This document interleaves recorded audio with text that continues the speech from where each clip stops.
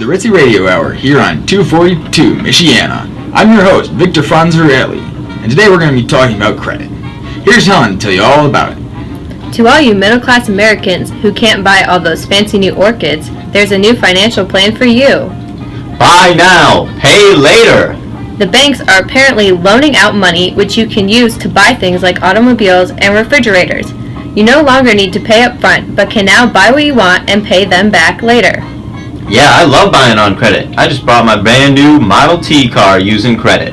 It's the cat's meow and it's so easy to finance. Alright, thanks Anthony. Now to a quick commercial break.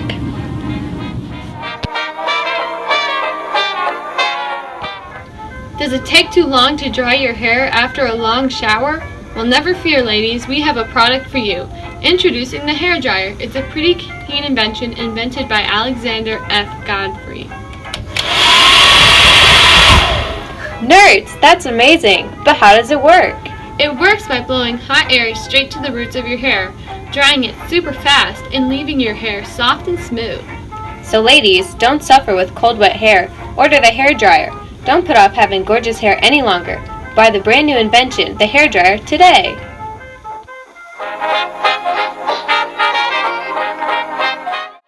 Welcome back to the Ritzy Radio Hour. Now on to James with news about current politics. Take it away, James.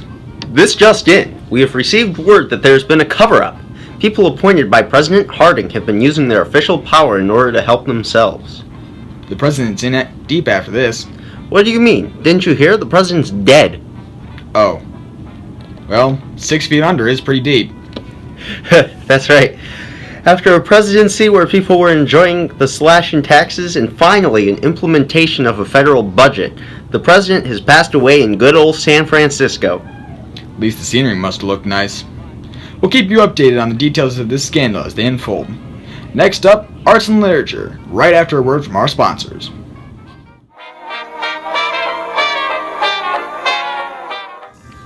So you just had dinner, but you're still hungry? Well, maybe it's time for a little dessert. Here, try this new Hershey's bar. Wow, that's chocolicious. This chocolate's the bee's knees, bird. Use it to pick up dames. Hey Tony, want some of my Hershey's bar? I sure would. Thanks, Nancy. Say, want to maybe get dolled up and go on a date sometime? Absolutely. What are you waiting for? Get a taste of chocolate heaven with Hershey's chocolate bar.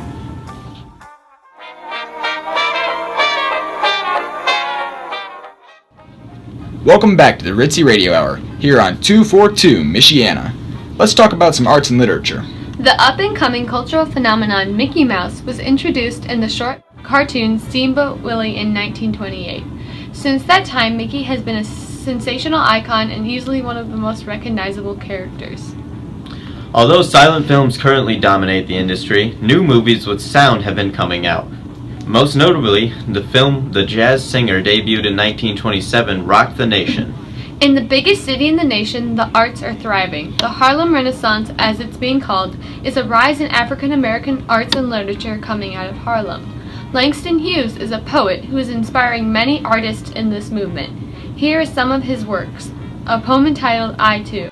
I too sing America. I am the darker brother. They send me to eat in the kitchen when company comes, but I laugh and eat well and grow strong. Tomorrow, I'll be at the table when company comes.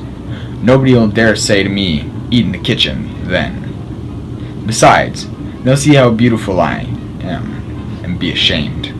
I, too, am America. And that's your arts and literature news for this week, folks. Tune in next week to get all caught up.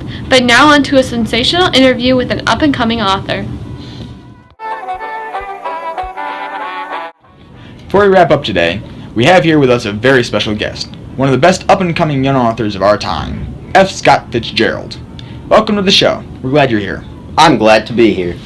So I recently heard some chin music about a new book, The Great Gatsby. Tell us a little bit about it. What's the premise? It's told from the perspective of Nick Carraway, a Midwesterner who moves in next door to the mansion of a mysterious Mr. Gatsby.